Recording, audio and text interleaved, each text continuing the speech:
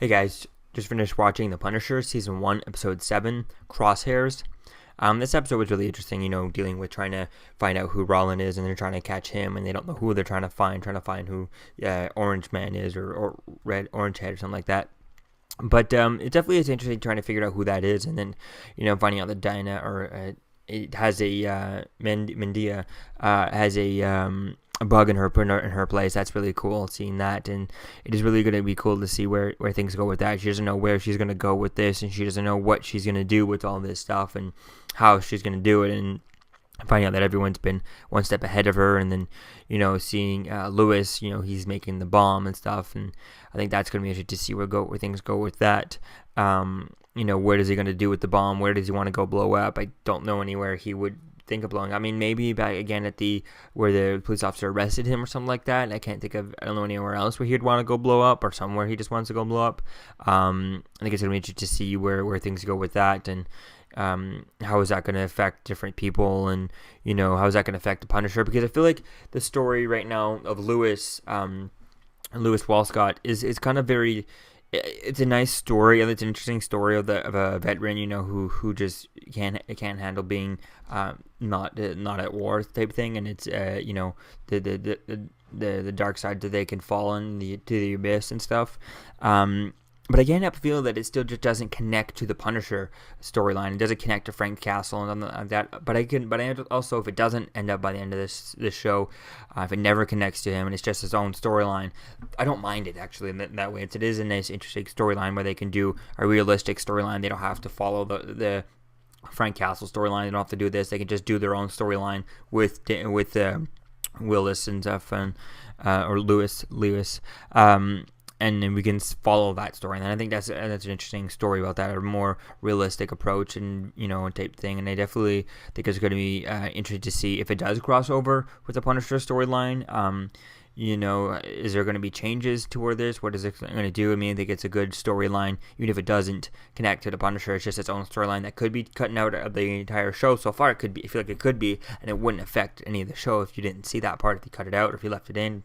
Doesn't it really affect the overall Punisher storyline and micro storyline type thing. So it is going to be cool to see what happens with that and where that goes, and if it's just kind of it's just there to make you think and stuff, to show you how how the abyss that they could just fall into. It's all of a sudden it's a snowball effect type thing for them, and happens to so many of them.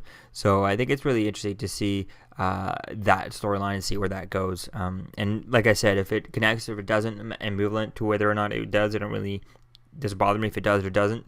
But it is going to be cool to see where things go with that. So it is going to be cool to see where things go. I like to see Billy Russo. I think it was really cool, like his Assassin's Creed style knife that he had. That was pretty cool. Things like that are pretty awesome. So it's definitely going to be fun to see where things go. I definitely can't wait to see how things kind of finish off with that. And it was really cool at the end. Rollin was standing there at the window, and Frank shot, and it stuck. I mean, that was an interesting shot, because it would be cool to ask a professional, because that seems weird that such a big caliber, high caliber rifle he had, got stopped by that. By bulletproof glass. Now maybe that's super bulletproof glass, because it is a CIA hideout place.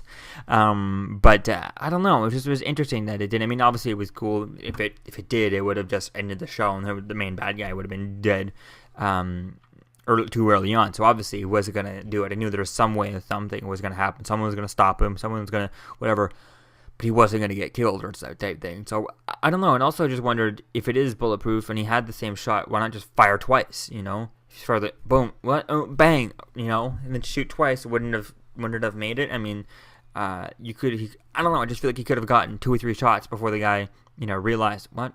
I don't know if you have to really, crank those, or if it's a, type thing. But I don't know. I just don't see why. Maybe I don't know the gun enough to be able to realize why he couldn't shoot twice. But, yeah, it was definitely interesting to see where things go with all that. And so, yeah, it was really a nice episode. It was really interesting. Again, these episodes are not really as fast paced as some of these other stuff, but I like the slow burn, and really like the way they're going with these episodes. Really nice, and I think I like these shows. I like the way this is going. Really different take.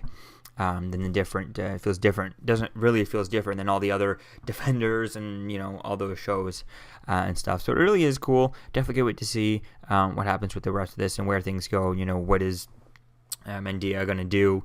What is things are gonna go with? I feel like there's Sam Stein. He could be interesting to see. Where things go with that character. Mendia's right hand man. They're the only one she's talking to, type of thing. And what happens with him, because I feel like there could be something to go with him. We'll just have to wait and see what happens with that. So let me know what you think, guys, about this episode in the comments below. What do you think of episode 7? And I'll see you guys next video. Peace out. I'm Captain America, here to talk to you about one of the most valuable traits a soldier or student can have. Subscribing. Sometimes subscribing is the key to victory. Sometimes it leads to very little, and it seems like it's not worth it. And you wonder why you waited so long for something so disappointing. How many more of these? You're still here. Don't forget to like, comment, and subscribe, guys. Peace. It's over.